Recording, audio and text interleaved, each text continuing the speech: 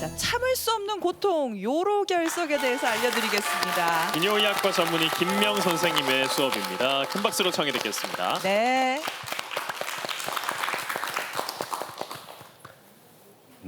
저를 찾아오셨던 환자분의 사례로 시작을 하겠습니다. 70세 남성 환자분이 오른쪽 옆구리에 극심한 통증을 가지고 저를 찾아오셨는데요.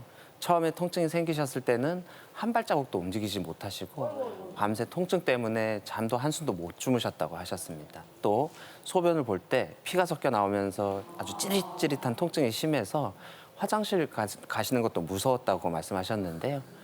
검사를 해보니까 원인은 요로결석 때문이었습니다. 이 요로결석에 의한 통증은 어떤 다른 질환들보다도 훨씬 더 심하다는 특징이 있는데요. 어떤 분들은 아이 낳을 정도로 아프다 이렇게 얘기하시는 분들도 아니, 근데 있고 아까 남자분이신데 어떻게 아이 낳는 고통을 하신다고? 여자 환자분이 그렇게 말씀을 하셨고 또 어떤 분들은 이 통증이 너무 심해서 몇 년이 지나고 났는데도 이 요로결석 때문에 병원에 왔던 날짜와 요일을 정확하게 기억하는 분들이 계실 정도입니다. 아유, 그만큼. 네, 게다가 한 번 생기면 이게 재발이 굉장히 잦기 때문에 꾸준한 관리와 예방이 중요한데요. 그래서 오늘 요로결석이 무엇인지 예방과 관리는 어떻게 하는지 알려드리겠습니다. 근데 요로결석이라고 하면은 몸에서 요로가 어딘지 잘 모르겠고 어디가 이렇게 아픈 건가요? 요로에 생기는 결석인 것 같긴 한데. 아니, 그러니까 그게 요로가 내 몸속에 어디 있는 건지도 네. 모르겠어요. 요로결석은 말 그대로 소변이 흐르는 길인 요로에 생기는 질환인데요. 소변길. 네. 여기 화면을 보시면 소변을 만드는 콩팥에서부터 소변을 저장하는 방광까지 연결된 가느다란 관을 요관이라고 합니다. 또 요 만들어진 소변을 몸 바깥으로 내보내는 통로를 요도라고 하는데요. 이 콩팥, 요관, 방광, 요도를 합쳐서 요로라고 해요. 이곳 어딘가에서 이 돌멩이가 생기면 그걸 요로결석이라고 합니다. 꽤 기네요. 근데 이게 통증이 심하다고 하던데. 맞습니다. 예. 그러면은 통증이 왜 심한지 좀 알려주세요. 요거는 제가 영상을 한번 보면서 설명을 해드리겠습니다. 근데 먼저 이 콩팥에서 생긴 돌이 이 요관을 막게 되면은 이 배설되지 못한 소변이 정체가 되면서 이 콩팥이 붓게 됩니다. 그러면 아주 굉장히 심한 통증이 생길 수가 있어요. 또 이 콩팥에 돌이 작으면 소변을 배출하기 위해서 수축과 이완을 반복하고 있는 요관을 타고 내려오는데 이 돌이 가느다란 요관을 막아버리는 경우에 소변이 안 내려가기 때문에 요관은 더 격렬하게 연동 운동을 해요. 요때 돌이 요관 내벽을 긁어서 출혈도 생기고요. 또 진통제 없이는 굉장히 참기 힘든 이런 통증이 발생하게 돼요. 아니 이게 사진이 아니라 영상의 이 그림인데도 너무 보기만 해도 아픈데요. 이게 통증이 계속 지속이 되는 건가요? 아닙니다.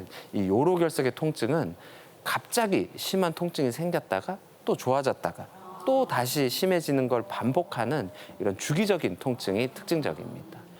일부 요로결석 환자분들은 아주 극심한 통증이 있다가 시간이 지나면 완전히 사라지는데요. 이럴 때도 좀 주의가 필요합니다. 왜냐하면 이 요로결석에 의한 통증은 영상에서 보셨던 것처럼 결석이 요로를 막으면서 콩팥이 늘어날 때 생기는데요. 하지만 콩팥이 늘어난 상태가 오래 지속이 되면 통증이 그냥 없어지는 분들도 있습니다. 이런 분들 중에서는 통증은 없어졌지만 결석은 그대로 남아 있어서 콩팥 기능이 계속 나빠지고 있는 경우가 가끔씩 있어요. 그래서 증상이 사라졌다고 해서 안심하시면 안 되고 병원에서 결석이 완전히 배출됐는지를 꼭 확인해 보셔야 됩니다. 그러게요. 통증 없어졌다고 그냥 넘기면 안 될 것 같은데 그럼 통증 말고도 나타나는 증상들이 있습니까? 네, 소변에서 피가 섞여 나오는 혈뇨도 요로결석의 아주 흔한 증상입니다. 돌이 막혀 있는 요관이 연동 운동을 할 때마다 이 돌이 움직이면서 이 요관 점막에 상처를 만들어서 혈뇨가 생기게 되고요. 또 속이 메스껍거나 구토를 하는 증상이 생길 수도 있습니다. 이 콩팥과 위장관은 같은 자율신경의 영향을 받는데 요로결석이 요관에서 극심한 통증을 일으킬 때 요 신경을 자극을 받게 되고 이렇게 자극받은 신경 신호가 위장관으로 전달이 돼서 메스꺼움, 구토 같은 증상이 생기는 경우도 있습니다. 그러면은 이 요로 결석은 도대체 이게 돌이잖아요. 그렇죠. 돌인데. 이 돌이 왜 생기는 거예요? 요로 결석의 원인은 크게 보면 한 3가지 정도로 생각을 해볼 수가 있습니다. 그중에서 가장 흔한 거는 바로 수산칼슘 결석인데요. 우리나라 사람들은 국이나 찌개, 젓갈처럼 짠 음식을 자주 먹는 편이고 이렇게 나트륨을 많이 섭취를 하면 소변 속에 칼슘 농도가 높아져요. 이 칼슘 농도가 높아지면 이 수산 같은 물질과 결합이 잘 되기 때문에 결석이 잘 생기게 됩니다. 특히 설탕, 시금치, 비타민 C 같은 수산 성분이 많은 음식을 과도하게 섭취하거나 또 소변에 수산 농도가 높아지는 고수산요증이 있으신 분들은 수산칼슘 결석이 생길 위험성이 높아져요. 우리나라 사람들의 결석의 반절 이상은 이 수산칼슘 결석이라고 보면 됩니다. 다음으로는 요산 결석이 있습니다. 이 콩팥 기능이 좀 나빠져 있는 분들, 통풍이 있는 분들, 이런 분들이 요산 결석이 잘 생기고요. 콩팥 기능이 떨어지면 요산 같은 노폐물을 잘 거르지 못하기 때문에 몸속에 쌓이게 되고 이런 요산이 결정으로 굳어져서 돌을 만들게 됩니다. 또 비만이나 당뇨 같은 대사증후군이 있으면 콩팥 기능이 나빠지기 때문에 또 더 주의를 하셔야 돼요. 그리고 통풍같이 요산이 많이 만들어지는 질환이 있는 분들이 요산 결석이 잘 생깁니다. 마지막으로는 감염 결석이 있습니다. 방광염이나 신우신염 같은 요로의 이 세균 감염이 원인이 돼서 생기는 결석인데요. 면역력이 많이 떨어져 있는 고령층 분들, 또 방광염이나 신우신염이 자주 발생하는 폐경기 이후 여성분들에 많이 생기게 됩니다.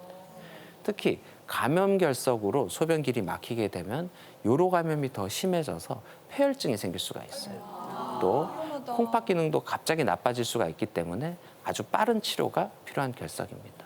물론 감염 결석 이외에 다른 결석들도 치료를 하지 않고 방치를 오래 해두면 요로 감염이나 폐혈증, 콩팥 기능 저하 같은 여러 가지 문제들이 생길 수가 있어요. 그러면 요로 결석 때문에 막 옆구리가 너무 아프다거나 뭔가 증상이 좀 느껴지면 이건 병원에 가서는 어떻게 검사를 하게 되는 건가요? 일단 결석이 의심이 되면 이게 돌을 확인하기 위해서 이제 엑스레이를 촬영하게 됩니다. 화면 보시면은 저렇게 이렇게 엑스레이로 이렇게 잘 보이는 결석도 있지만 이 돌을 구성하는 성분에 따라서 한 절반 정도 분들은 돌이 안 보이는 결석도 있기 때문에 잘 전문가가 아니면 모르겠어요. 네, 이 정도면 잘 보이는 편입니다. 아 그래요? 네. 오른쪽에 있는 저것도 돌같이 보이는데 저런 것도 아니죠? 그거는 아닙니다. 아니죠. 아. 그러니까 이거는 야, 의사 이거 선생님 아니면 모르겠어요. 비뇨기과 가서 엑스레이 찍으면 이게 나온다는 네, 거예요? 바로 판단이 가능합니다. 그러면 이걸 확인했으면 치료는 어떤 식으로 하는 거예요? 치료는 상황에 따라 굉장히 여러 방법을 시도를 해볼 수가 있어요. 일부는 그냥 기다리기만 해도 해결이 될 때가 있습니다. 결석의 크기가 5mm 미만으로 아주 작고 또 결석이 아래까지 많이 내려와 있는 경우에는 이 자연 배출 가능성이 높기 때문에 돌이 그냥 빠지기를 기다려보게 될 수도 있습니다. 물론 결석이 완전히 배출될 때까지는 이 간헐적인 통증이 생길 수가 있기 때문에 충분한 진통제와 전립선 비대증 치료에 사용하는 알파 차단제를 같이 사용하는 경우도 많습니다. 이 알파 차단제가 이 요관의 근육을 풀어줘서 결석이 더 쉽게 빠지게 도움을 줍니다. 또 이때 2리터 이상의 충분한 수분 섭취와 가벼운 줄넘기 혹은 걷기 운동을 통해서 결석이 배출되는 것을 도와드릴 수 있습니다. 또 결석이 소변을 통해 배출되거나 통증이 갑자기 사라지더라도 꼭 검사를 통해서 이 결석이 완전히 배출된 걸 확인하는 게 중요합니다. 또 자연 배출 방법을 한 2주에서 4주 이상 진행을 했는데 결석 배출이 안 됐거나 또 아니면 결석이 한 5mm 이상으로 크고 결석이 좀 위쪽에 걸려 있어서 이 배출이 되는데 시간이 많이 걸릴 걸로 예상되는 분들 또 이 통증이 너무 심해서 이런 대기요법을 진행하기 어려운 분들은 체외 충격파 세석술이라는 비수술적 치료로 넘어갑니다. 이 시술은 말 그대로 몸 바깥에서 충격파를 쏴서 결석만 골라서 잘게 부수는 치료법이고요. 입원이나 마취가 필요하지 않고 통원으로 바로 치료할 수 있다는 장점이 있습니다. 또 부작용도 적기 때문에 소아나 노약자도 시술을 할 수가 있습니다. 아, 하지만 한 번 해서 시술이 성공할 확률이 한 60에서 70% 정도밖에 안 되기 때문에 여러 번 반복해서 시술을 해야 되는 경우도 있고 또 일부 단단한 결석에서는 여러 번 시술을 하고 나서도 돌이 남을 수가 있다는 단점이 있습니다. 마지막으로 돌이 너무 커가지고 이런 방법도 통하지 않는다면 내시경을 이용한 수술 치료로 돌을 제거해야 되는 경우가 그럴 있습니다. 수 있구나. 근데 한 번 생기면 이게 뭐 여러 가지 방법으로 치료를 해야 되니까 차라리 안 생기는 게 나을 것 같은데. 맞습니다. 이렇게 물을 네. 평소에 많이 마셔야 되나요? 맞습니다. 이렇게 이 결석을 예방하기 위해서 가장 중요한 거는 이 충분한 수분 섭취를 해야 됩니다. 요로 결석 환자들의 경우에 하루에 2리터 이상 수분 섭취가 권장이 되고요. 특히 날씨가 더운 여름이나 운동으로 땀을 많이 흘리시는 분들은 수분 보충을 충분히 하셔서 탈수가 생기는 상황을 피해야 돼요. 또 두 번째로는 수산 성분이 많이 들어있는 음식을 피하는 게 좋습니다. 또 어떤 분들은 이 돌이 안 생기게 하려면 칼슘을 덜 먹어야 되나요? 이렇게 물어보시는 분들이 있는데 칼슘은 우리 몸의 중요한 영양분이라서 콩팥을 지날 때 대부분 재흡수가 돼요. 즉 칼슘을 많이 섭취를 했다고 해서 소변의 칼슘 농도가 크게 높아지지는 않습니다. 하지만 수산 성분이 풍부한 음식들은 많이 드시게 되면 소변의 수상 농도가 높아지기 때문에 수산 칼슘 결석이 더 잘 생길 수가 있습니다. 시금치, 초콜릿, 땅콩, 부추, 양배추, 홍차 같은 수산 성분이 많은 음식들은 가능하면 피하는 게 좋습니다. 또 염분 섭취를 많이 하게 되면 소변 속에 나트륨 농도가 높아지고 이런 높아진 나트륨이 수산 칼슘 결석의 발생을 촉진하기 때문에 음식을 싱겁게 드셔야 됩니다.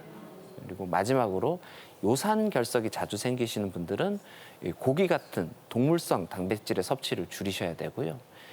고기를 많이 먹게 되면 요산 농도가 높아지고 소변이 산성으로 변하기 때문에 요로 결석이 잘 생기게 됩니다. 사실 밖에서 사회생활을 하면서 식사를 이렇게 해결하시는 분들이 드시는 분들이 이제 드시는 음식의 성분을 조절하기는 굉장히 어려울 때가 많습니다. 하지만 우리가 물을 많이 마시는 습관은 조금만 더 신경 쓰면 실천이 가능하기 때문에 항상 물을 많이 드시는 습관이 가장 중요하다고 생각합니다. 네. 티버스 통해서 참 질문도 들어오고 공감하는 내용도 많이 들어왔는데 물 안 마시고 맥주 마시는 분도 있어요. 오늘 방송 보시고 물 마셔야 됩니다. 물이요? 예. 그리고 질문이 하나 있는데요. 요로 결석이 생기면 방광암으로까지 이어지기도 하나요?라는 질문이 있습니다. 실제로 진료를 보다 보면 은근히 많은 분들이 물어보시는 질문인데요. 이론적으로는 이 요관 점막에 계속 상처가 생기는 거기 때문에 요관암, 방광암의 발병 위험성이 올라갈 수는 있는데 짧은 기간 요로 결석이 있다고 그래서 그것 때문에 암이 생기지는 않습니다. 하지만 방광암하고 요로 결석의 증상인 혈뇨가 좀 비슷하기 때문에 착각을 하실 수 있어요. 그래서 만약에 소변에서 피가 나오는 혈뇨 증상이 갑자기 생겼다면 병원에 한번 나오셔서 검사를 받아보시는 것이 안전합니다. 네. 네. 의심스러우면 병원에 가서 진료를 받는 게 제일 중요하겠네요. 네, 오늘 요로 결석에 대해서 이야기 들어봤습니다. 잘 들었습니다. 예, 고맙습니다. 김명 선생님이셨습니다.